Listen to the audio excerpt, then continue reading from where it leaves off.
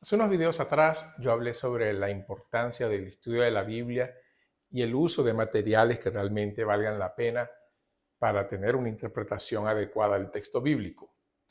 Eso justamente porque en ocasiones podemos encontrarnos con textos que aparentemente son de fácil interpretación, pero cuando lo analizamos no son tan fáciles así.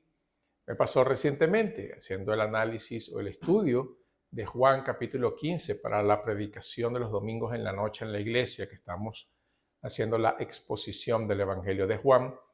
Me deparo entonces con el verso número 2 que dice así: todo pámpano que en mí no lleva fruto lo quita, y todo el que lleva fruto lo limpia para que lleve más fruto.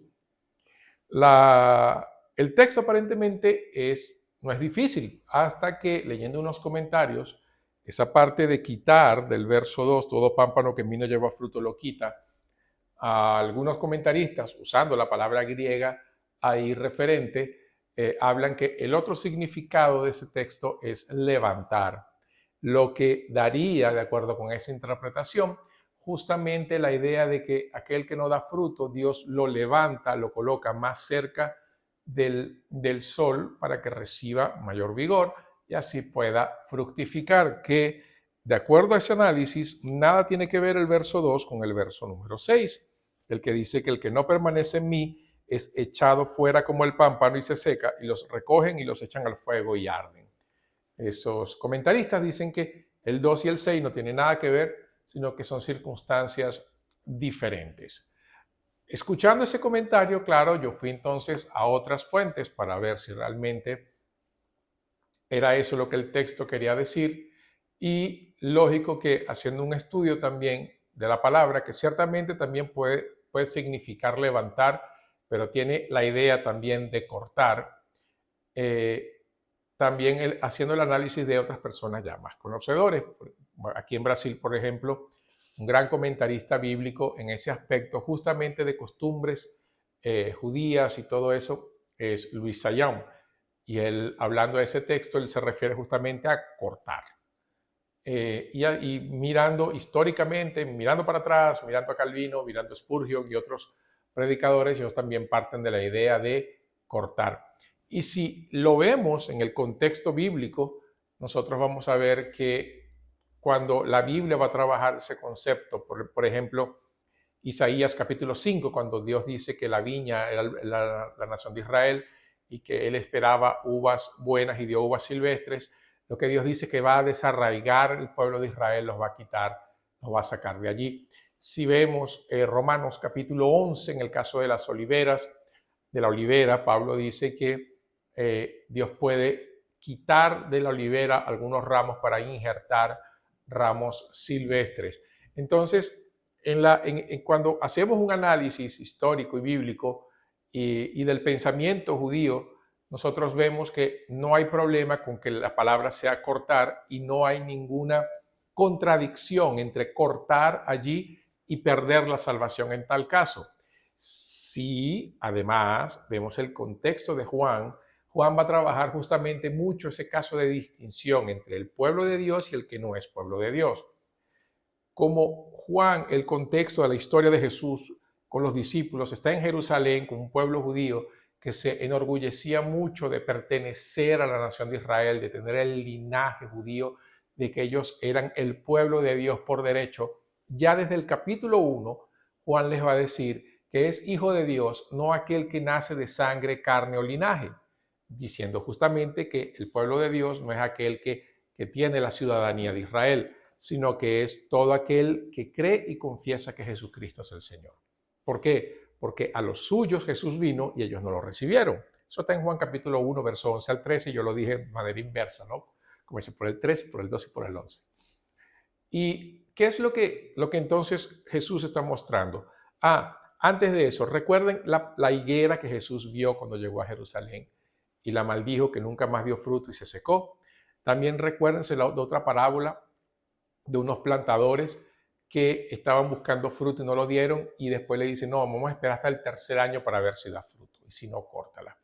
Entonces, siempre en la cabeza del pueblo de Israel, esa idea de cortar y de permanecer, no es de perder la salvación, sino que al contrario, son removidos aquellos que consideran que son parte, pero que en realidad no lo son.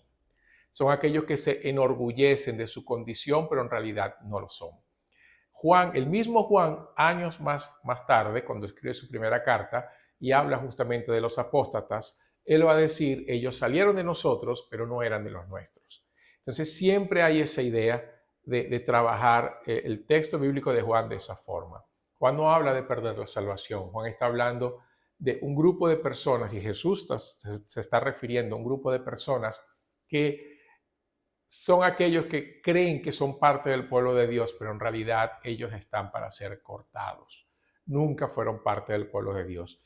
Ellos pueden enorgullecerse por su nacimiento, contextualizándolo a nuestros días, pueden decir porque nacieron en un hogar cristiano, fueron criados en un hogar cristiano, estuvieron en la iglesia desde pequeños, conocen la Biblia, recitan los credos, saben predicar, saben hacer las cosas, pero no hay vida de Dios, no están unidos a Cristo. Ellos participan de la comunión, pero no están adentro de la comunión. Ellos tocan, pueden hasta tocar el cielo, pero no son parte del cielo. Ellos pueden contemplar Cristo, pero a través de la gracia común y no de la revelación completa del Evangelio. Ese grupo de personas, Jesús dice, esos pámpanos que no dan fruto, mi Padre los corta. ¿Cómo llegué a esa conclusión? No es solo aquello que yo les dije anteriormente. También hubo una discusión con un grupo de amigos muy preciosos con los que hago la maestría en el Seminario Teológico del Sur de los Estados Unidos online. Entonces fuimos varias personas de varias partes de América Latina discutiendo sobre ese texto por más o menos unas 2-3 horas, haciéndonos preguntas, investigando, escuchando y leyendo puntos de vista diferentes. También fue consultar a otros teólogos a través también de la internet, preguntándole a ellos qué es lo que piensan, porque la construcción de la teología no se hace, como bien dice Pedro, y como ya lo dije anteriormente en otro video, no es de interpretación personal. La escritura no es de interpretación personal. Entonces nosotros entendemos que la buena interpretación de la Biblia se da a través del conocimiento de la palabra, a través del buen uso de los idiomas originales, y el buen uso de buenas herramientas y también en la comunión de los santos. Entonces el proceso de interpretación de un texto bíblico, él es precioso y él es largo. Quiere decir, esa predicación me tomó unas 8 horas más o menos terminarla. Y estoy hablando de Juan del capítulo 15, del verso 1 al 6. Me tomó más o menos unas 8 horas entre consultas, revisiones, análisis, escribir el texto, aplicar. Todo eso lleva un proceso de unas 8 horas para predicar un texto que más o menos por 40 minutos, de 30 a 40 minutos. Predicar es un ejercicio maravilloso. Estudiar la Biblia es un ejercicio maravilloso, más que requiere tiempo y dedicación, mucho análisis y mucho estudio. Entonces, la próxima vez que alguien te diga, no vale, predicar es fácil, piensa realmente si esa persona está diciendo algo que tiene profundidad en cuanto al estudio de la palabra. Predicar es maravilloso. El texto más fácil también puede llevar tiempo. No estoy diciendo de inventar. Si el análisis que di del texto no tiene nada de invención, no es espiritualizar el texto o llevarlo a una alegoría cuando no es necesario, sino es la interpretación del texto, el uso del contexto histórico, entender la cabeza de los autores y del público original que estaba leyendo ese texto, porque ese texto no fue escrito originalmente para nosotros. Dios, a través de su Espíritu Santo, lo ha preservado para nuestros días, pero nosotros tenemos que ir hasta el texto, ir hasta el contexto, conocer el pensamiento de la época, para entonces extraer los principios eternos y aplicarlos a nosotros. La Biblia tiene una única interpretación. Lo que varía es la aplicación del texto de acuerdo al contexto. Entonces, una vez más, cuando quieras estudiar la Biblia para predicar la palabra del Señor, prepárate, toma tiempo, dedicación y siempre reúnete con personas que también conozcan la palabra de Dios.